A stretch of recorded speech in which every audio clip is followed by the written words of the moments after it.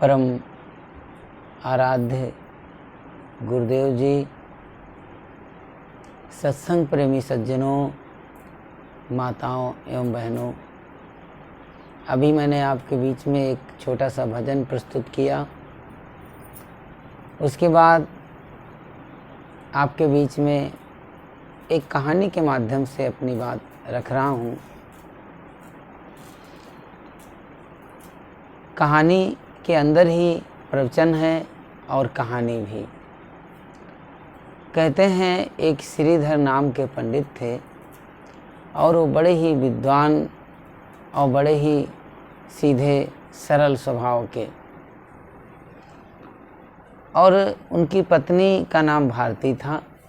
दोनों के संयोग से एक बालक का जन्म हुआ।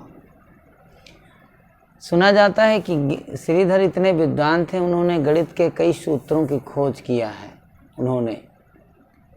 उनका दोनों के जो संयोग से पुत्र हुआ, पुत्र भी बड़ा होनहार, बड़ा ही थोड़े ही समय में, कहावत है कि होनहार बलवान के होत चीकने पात।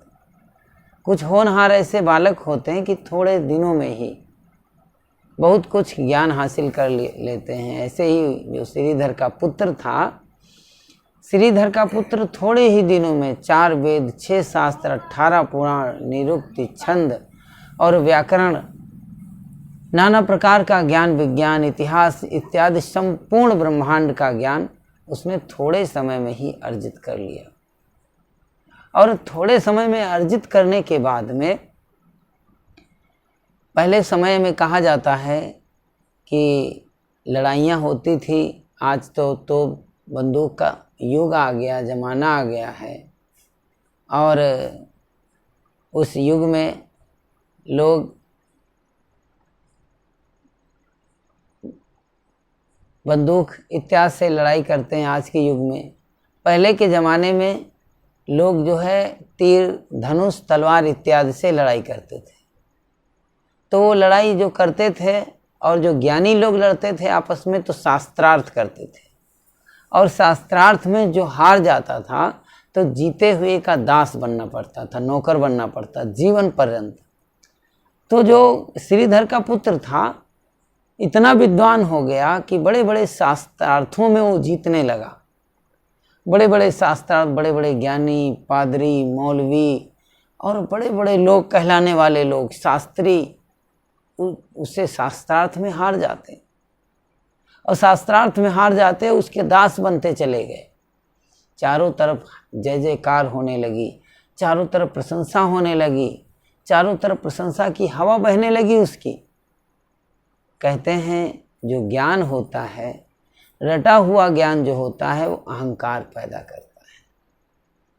और अनुभव भरा ज्ञान आदमी को विनम्र बना देता है, सरल बना देता है। श्रीधर का पुत्र क्या हुआ कि उसके अंदर में अहंकार पैदा हो गया। चारों तरफ जय जयकार होने लगी, जहाँ जाए वहाँ उसकी प्रशंसा होने लगी। उसके मन में अहंकार पैदा हो गया। और जब अहंकार पैदा हो जाता, अहंकार जो होता है मनुष्य के अंदर क्या पैदा कर देता है? अहंकार मनुष्य के अंदर अंधकार पैदा कर देता है। अंधकार में दिखाई नहीं पड़ता है। जिस प्रकार से अंधेरे में मनुष्य को दिखाई नहीं पड़ता है, ठीक उसी प्रकार से मनुष्य ऐसे कर्म करता है, ऐसे कुकर्म करता है कि अच्छाई और बुराई, पाप और पुण्य, कर्म और कुकर्म का उसे बोध नहीं रहता। गलत सही का ज्ञान नहीं कर पाता है, क्योंकि उसके जीवन में अंधकार प्रवेश कर गया है, अविद्या प्रवेश कर गई है।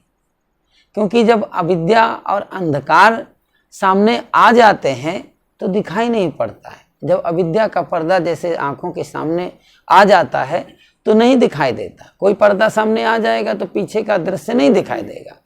ठीक ऐसे ही जब जीवन में अंधकार आ जाता है, तो अंधकार जब आ जाता है तो उसे सब कुछ भूल जाता है।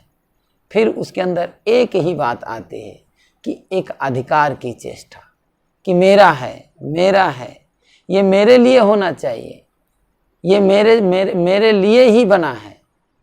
सिर्फ अपनी तरफ नोच खसोट की भावना उसकी प्रबल होने लगती, बलवती होने लगती। कर्म भूल जाता है कि हमें कर्म करना चाहिए। कर्म कर्तव्य को भूल करके सिर्फ वो अधिकार पर ही उसकी दृष्टि रहती है। तो श्रीधर के पुत्र के अंदर में क्या पैदा हो गया? अहंकार पैदा हो गया। और अहंकार पैदा हो गया, अहंकार पतन का कारण बनता है। पतन का कारण बन गया कैसे? कि श्रीधर का जो पुत्र था, सभी लोग तो उसकी प्रशंसा करते थे, लेकिन श्रीधर कभी उसके अपने पुत्र की कभी प्रशंसा नहीं करते थे। और पुत्र की जब प्रशंसा नहीं करते थे, ये बात श्रीधर के पुत्र को अच्छी नहीं लगती थी। और जब अच्छी नहीं लगती थी तो उसके क्या होता है मनुष्य के जीवन में कि जब मनुष्य के अंदर द्वेष पैदा हो जाता है। द्वेष के लक्षण क्या है? द्वेष का लक्षण कहते हैं, भैया वो जो आदमी है ना, नाम लेते हैं कि अमुक आदमी को मैं फूटी आंखों से देखना नहीं चाहता। ये ईर्ष्या का लक्षण है। और द्वेष का लक्षण क्या है? कि हम उनका देखित है, अमुक आदमी को देखते हैं तो देखते ही हमारा परी भर खून जल जाता है, कहते हैं ना। तो ये किसका लक्षण है? ये द्वेष का लक्षण है। और द्वेष जब द्वेष अधिक बढ़ जाता है, द्वेष किसको जन्म देता है? वो ईर्ष्या को जन्म देता है। और जो ईर्ष्या किसको जन्म देती है? ईर्ष्या जो है क्रोध को जन्म देती है। क्रोध जब जिसके प्रति हमारा भाव विचार अच्छा नहीं होगा, मन में ईर्ष्या होगी कि यार ये तो बढ़ता जा रहा है, ये मान में, सम्मान में, विद्या में बढ़ता जा रहा, तो ये क्या है? ईर्ष्या का लक्षण है। और जब ईर्ष्या अधिक बलवती होती है तो किसको जन्म देती है? वो क्रोध को जन्म देती है। और क्रोध किसको जन्म देता है? क्रोध जो है सदैव पाप को जन्म देता है। क्रोध पापी होता है। पाप करने पर अधिक जब उसकी गति बढ़ जाती है तो पाप करने पर उतारू हो जाता है। और पाप किसको पैदा करता है? हिंसा को जन्म देता है। अंतिम स्टेट क्या है? हिंसा पर, अंतिम हिंसा पर उतर आता है। श्रीधर के पुत्र के अंदर में हिंसा का भाव पैदा हो गया। हिंसा का भाव पैदा हो गया श्रीधर के पुत्र के अंदर में कि हमारा पिता जो है, सारे लोग प्रशंसा करते हैं, लेकिन हमारा पिता हमसे द्वेष रखता है, इसलिए इसको जान से मार देना चाहिए। ऐसा भाव पैदा हो गया श्रीधर के पुत्र के अंदर में। और श्रीधर के पुत्र के अंदर देखिए, रटे हुए ज्ञान और अनुभव ज्ञान में एक तपे हुए ज्ञान से एक जीवन को तपा करके जो ज्ञान लिया जाता है, संत गुरुजन अपने जीवन को तन मन और इंद्रियों को तपा करके अपने जीवन को सबस करते हैं, तन मन इंद्रियों को बस में करते, तब उनका जीवन एक फूल की तरह खिल जाता है, दीपक की तरह रोशनी देने लगता है। और दूसरों को भी वो रोशनी दूसरों को भी प्रकाशित करती है और स्वयं को तो प्रकाशित कर ही रही है। और वो कैसा होता है? कैसा? जो रटा हुआ ज्ञान कैसा होता है? दिया के तले अंधेरे के समान होता है।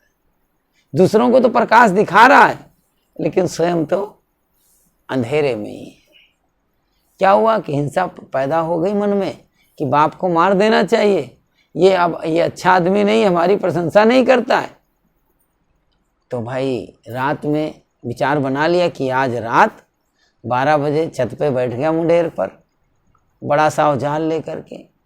जब औजार लेके बैठ गया और बैठने के बाद में कि जो ही रात के 12 बजेंगे, गहरी नींद में काम कर देंगे तमाम।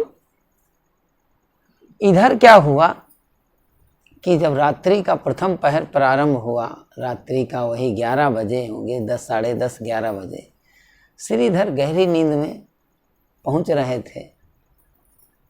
तो हुआ ये कि श्रीधर की पत्नी जो भारती थी, वो बड़ी सरल विदुषी महिला थी, पढ़ी लिखी थी, सब माहौल को देख रही थी। तो उन्होंने क्या किया, कहा, उन्होंने अपने पति को जगाया, श्रीधर को जगाया और कहा, हे देव, मैं आपसे कुछ कहना चाहती हूँ। श्रीधर उठे। उठने के बाद में कहा, विचार किया कि भारती आज तक मतलब जवानी से बुढ़ापा की तरफ हमारी उम्र चल पड़ी है, भारती ने कभी कुछ समय हमको नहीं जगाया, आज क्या कौन सी बात हो गई जो हमको इस समय जगा रही। सिरधर उठे और उठने के बाद मुंह धोए बैठ गए। कहे भारती क्या बात है? कहा हे देव, मैं कुछ कहना चाहती हूँ। तो कहा कहो भारती क्या बात है? कहा बात यह है कि हमारे पुत्र की प्रशंसा चारों दिशाओं में होती है, लेकिन आपको क्या हो गया है कि आप कभी अपने पुत्र की प्रशंसा ही नहीं करते हैं। क्या आपके मन में पुत्र के प्रति प्रसन्नता का भाव नहीं है? उसकी जो प्रसिद्धि है, ख्याति है चारों दिशाओं में, उसका ख्याति का झंडा लहरा रहा है, लेकिन आपको क्या उसकी प्रशंसा अच्छी नहीं लगती? क्या आप द्वेष रखते हैं? तो श्रीधर ने कहा भारती तुम क्या कह रही हो? कुछ विचार करके भी बोल रही हो कि ऐसे ही? तो भारती ने कहा मुझे इस बात का ज्ञान नहीं, मैं क्या बोल रही हूँ, लेकिन मैं कुछ देख रही हूँ, मेरी समझ में नहीं आता। कहा भारती अगर तुम पुत्र की बात कर रही हो और प्रशंसा की बात कर रही हो, तो पुत्र जो होता है, जो पिता का सबसे मूल्यवान वस्तु सिर्फ पुत्र ही होता है। पुत्र तो रत्न के समान होता है, और रत्न से बढ़कर के दूसरी मूल्यवान वस्तु क्या हो सकती है? ऊपर बैठा हुआ था, सुन रहा था कि अरे उसके काटो तो खून नहीं, कि देखो मैंने अपने मन में पिता के लिए हिंसा का भाव पैदा कर लिया, लेकिन हमारे पिता तो बड़े महान, बड़ा अच्छा भाव। तो श्रीधर की बात होती है तो श्रीधर कहते हैं अपनी पत्नी से, भारती से कहते हैं कि हे भारती, मैं जो भी कार्य करता हूँ वो शास्त्र सम्मत करता हूँ, शास्त्रोक्त करता हूँ, शास्त्र के विचार के अनुसार करता हूँ, क्योंकि शास्त्र कहते हैं कि पुत्र की प्रशंसा कभी नहीं करनी चाहिए। अगर पुत्र की प्रशंसा करोगे तो पुत्र बिगड़ सकता है, इसलिए पुत्र की प्रशंसा कभी नहीं करना चाहिए, ऐसा श्रीधर ने उत्तर दिया।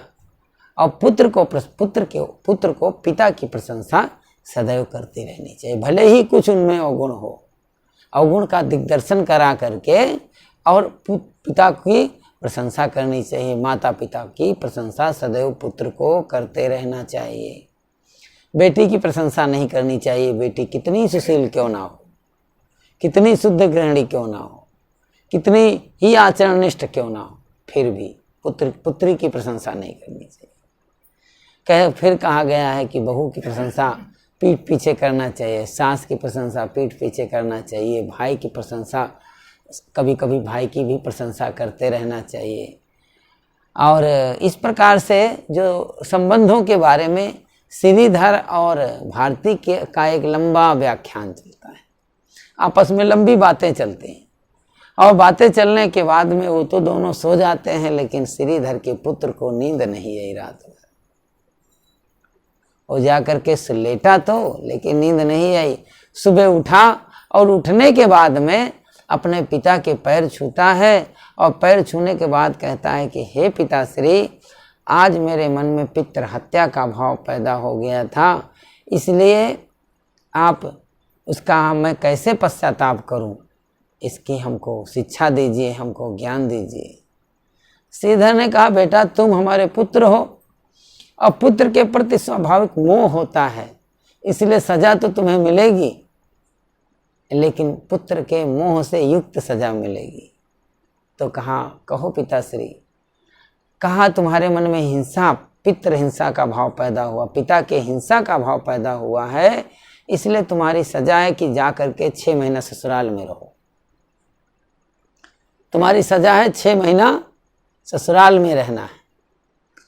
अब भाई ससुराल में पंडित जी पढ़े लिखे, कभी गए नहीं ससुराल, पहली बार पहुंच गए। गांव में बड़ा गहमा गहमी, भाई पंडित जी के दामाद आए हैं, 4 वेद 6 शास्त्र 18 पुराण, निरुक्त छंद व्याकरण, जितने भी ज्ञान विज्ञान है सारे संपूर्ण विद्याओं के ज्ञाता हैं वो। और गांव वालों ने बड़े मिल करके उनका स्वागत सम्मान किया। बोले सदगुरु भगवान की, मिल करके सम्मान किया उनका। और पंडित जी के घर में आज बड़ी बधाइयाँ बजी, 56 प्रकार के भोजन बने। भाई पंडित जी का दामाद आया है, स्वागत में पूरा गांव सोया नहीं पंडित जी के दामाद की सेवा में, इतनी प्रसन्नता। तो भाई कहते हैं भाई वो सेवा और प्रसन्नता एक दिन सदा एक रस तो रहेगी नहीं। कहते हैं धीरे धीरे वो कम होने लगी। 8 दिन बीत गए, धान की खेत रुपाई हो रही थी खेत में। सास जो है जा रही थी खेत पर भोजन लेकर के, कहा कि बेटा सब लोग खेत पर गए हैं, धान की रुपाई हो रही है और मैं भोजन लेकर के जा रही हूँ, ऐसा करना ये गाय बंधी हुई हैं, इनको थोड़ा पानी पिला देना, पानी पिला देना। भाई क्या कहते, कौन कहे कि जाओ, कौन कहेगा दामाद से कि अपने घर जाओ भैया। तो भाई मिल गई ड्यूटी, उठे भैया पानी पिलाना शुरू कर दिए। दूसरे दिन काम तो धान की रुपाई का चल ही रहा था। सास खेत पर जा रही थी, कहने लगी भैया ऐसा करना, ये जो गाय बंधी हैं इनको थोड़ा जंगल में टहला करके घुमा के ले आना। मिल गई ड्यूटी। बेचारे सुबह उठते और जो है क्या करते, गाय खोल लेते और खोल देते, कंधे पर लाठी रखते, जंगल की तरफ रवाना। मिल गई ड्यूटी, सुबह उठते यही काम चालू। 15-20 दिन हो गए। 20 दिन होने के बाद में क्या हुआ कि जो है उनकी पत्नी पानी लेकर के गई, पानी लेकर के गई खेत पर, वहीं जंगल में पानी लेकर के गई। जो पंडित जी जिनको सजा हो गई थी, तो पानी लेके गई जंगल में। तो कहती है जाते जाते रोने लगी और रोते हुए कहती है कि गांव की सखियां कहती हैं जमाई को ससुराल में अधिक दिन नहीं रहना चाहिए। अब बेचारे पंडित जी सर झुका लिए, कोई उत्तर नहीं आया। कहा देखो हमारे आभूषण टूटने लगे हैं, वस्त्र फटने लगे हैं, अब हम करें कैसे करें। तो भाई विद्वान तो थे ही, संस्कृत एक भोजपत्र तोड़ा और भोजपत्र पर उन्होंने एक बड़ा ही संस्कृत में श्लोक लिखा। वो किस प्रकार से था, हिंदी में उसका रूपांतरण कि बिना विचारे जो करे सो पीछे पछताए और काम बिगाड़े अपना जग में होत हंसाए। पूरा कविता है, बिना विचारे जो करे सो पीछे पछताए, काम बिगाड़े अपना जग में होत हंसाए, जग में होत हंसाए चित्त में चैन ना आवे, खान पान सम्मान मान रंग रंग नहीं भावे, कहें गिरधर कविराय करम गति टरे न टारे, और खटकत है ही माई करे जो बिना विचारे। उठ गया था, बिना विचारे कदम उठ गया। अब पंडित जी को पछताए नहीं कट रहा समय। भोजपत्र पर लिख दिया, कहाँ जाओ इसको घूम घूम के बेच लेना, इसकी कीमत 5000 रुपये, वस्त्र भी खरीद लेना, आभूषण भी खरीद लेना, सब मिल जाएगा। भाई पंडितानी जो है गई गांव में, भोजपत्र का ज्ञान ले लो, भोजपत्र का ज्ञान ले लो, भोजपत्र का ज्ञान ले लो, चिल्लाने लगी। तो भाई एक सेठानी, सेठ साहूकारों के पास पैसे की क्या कमी। एक सेठानी ने देखा भाई बहुत बढ़िया ज्ञान की बात लिखी है, उसने जो है ले लिया, खरीद लिया, पैसे दे दिए 5000 रुपये। अब उसके जीवन का वृत्तांत क्या था कि उसका जो सेठ था उसको गए हुए 12 साल हो गए थे। जब गया था तो लड़का उसका 5 साल का था, तब चला गया था। अब ये पता नहीं था ठीक से कि वो मर गया कि जिंदा है। कमाने गया था, परदेश कमाने गया था, लौट के आया ही नहीं, 12 साल हो गए। तो अब उसकी ये स्थिति थी सेठानी की, तो वो तो गई अपना भोजपत्र लेकर के अंदर और 2 छोरों में धागा बांध दिया और जहाँ सोती थी वहीं, गर्मी का महीना, वहीं बांध दिया, टांग दिया। संयोग की बात कि उसी रात को जो है सेठ आ गया रात्रि में। पहले दरवाज़ा खटखटाने का प्रयास किया, कहा नहीं दरवाज़ा नहीं खटखटाएंगे, हमको गए हुए 12 साल हो गए, अब पता नहीं हमारी पत्नी ठीक है कि गड़बड़ हो गई है, पता नहीं, उसके चरित्र का परीक्षण करना चाहिए। सेठ ने विचार किया, तो दरवाजे से नहीं गया, छत में चढ़ गया और छत पे चढ़ करके आंगन में उतरा। अब वो तो भूल गया कि भाई हमको जब मैं गया था तो 12 साल हमको हो गए, हमारा लड़का जो है 5 साल का था, 17 साल का हो गया होगा, भूल गया हो। अब जब उतरा आंगन में, जेठ का महीना था, चांदनी रात थी, देखा उसको भ्रम हो गया कि हमारी पत्नी बिगड़ गई। सोचा ही भूल गया कि हमारा लड़का 17 साल का जवान हो गया होगा। उसने क्या किया कि जो है क्रोध आ गया उसको अपनी पत्नी पर, तलवार निकाल लिया और निकाल करके वार किया पत्नी के गर्दन पर। अब जो गर्दन पर वार किया तो वो तलवार जो है दीवार में लड़ गई और जो धागा में फंस गई और धागा टूट गया, भोजपत्र नीचे गिर गया। विचार पढ़ा, बिना विचारे जो करे सो पीछे फंसता है। कि नहीं नहीं नहीं, गलत है, सजा देना चाहिए लेकिन जगा करके देना चाहिए। सजा तो देना ही है, हम सबल हैं, दे सकते हैं सजा। हाथ लगाया, कहे देवी उठो, देखो मैं आ गया। अरे वो जल्दबाजी में उठी, उठने के बाद में तुरंत पैर छुआ और पैर छूने के बाद में और पैर छू के तुरंत बेटे की तरफ दौड़ी। कहा बेटा उठो उठो, देखो पिताश्री आए। जब कहा पिताश्री आए तो सेठ के तो बिल्कुल काटो तो खून नहीं, कि अरे अभी तो बड़ा अनर्थ हो जाता, बड़ा भारी बिगाड़ हो जाता। तो लड़का उठा, पैर छुआ। कहानी यहीं पर विराम लेते हैं। अब पंडित जी की तो भाई कहानी है, जब तक 6 महीना पूरे नहीं होंगे तब तक तो उनकी छुट्टी नहीं होगी। कहने का अर्थ हुआ कि जो भी कार्य करो वो विचार के साथ करो, सूझबूझ से करो। अगर सूझबूझ से कार्य नहीं करोगे तो अपना किया हुआ कर्म हमको पछताना पड़ेगा। सूझबूझ से जो विचार करके कर्म करता है तो जीवन में कष्ट नहीं पाता। विचार करके, ये हमारा विचार का ये जीवन जो है वो विचारणीय जीवन है। और जो विचार करके हर कदम कहते हैं भैया जो काम करो, जो भी काम करो तो फूंक फूंक के कदम रखोगे तो धोखा नहीं कहीं खाओगे। एक बात आपको कहूँ कि आदमी को दो बातें महत्वपूर्ण। कभी आदमी को बात और हाथ कभी नहीं फंसाना चाहिए।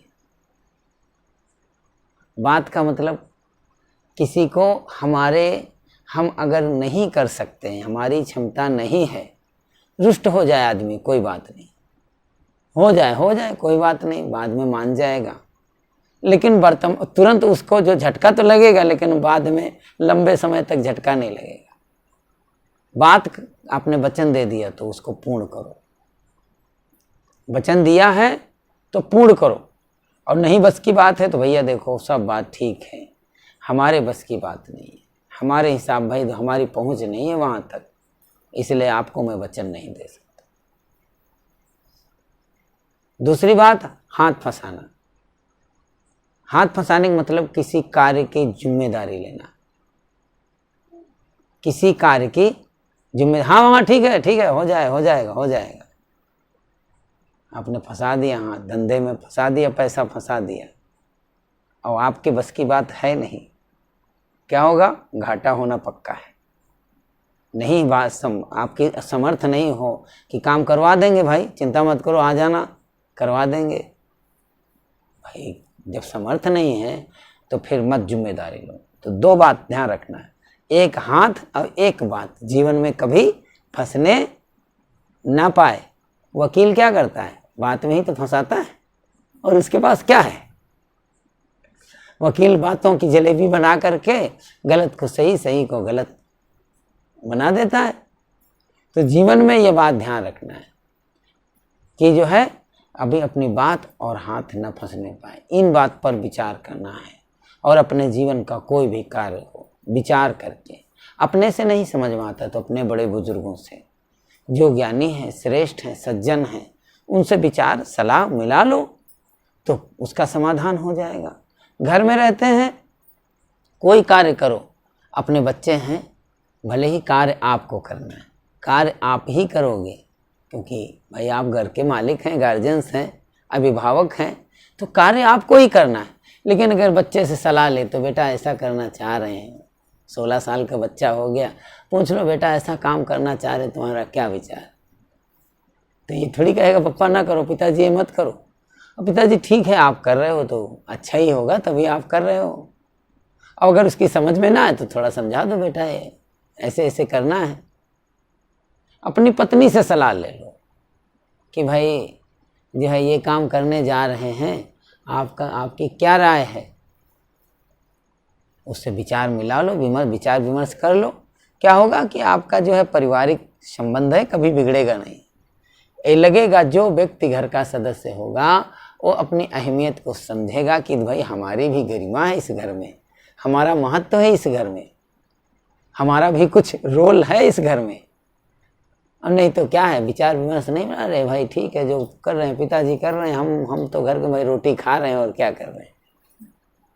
ऐसा नहीं होना चाहिए। घर के जो भी व्यक्ति, चाहे बेटा हो, बेटी हो, जो है पति हो, पिता हो, कोई भी छोटे बड़े रिश्तों में क्या होना चाहिए, कार्य करने से पहले बुजुर्गों से सलाह ले लेनी चाहिए। और सलाह ले लोगे तो काम कभी नहीं बिगड़ेगा। एक छोटी सी कहानी और कहता हूँ, फिर अपनी वाणी को विराम।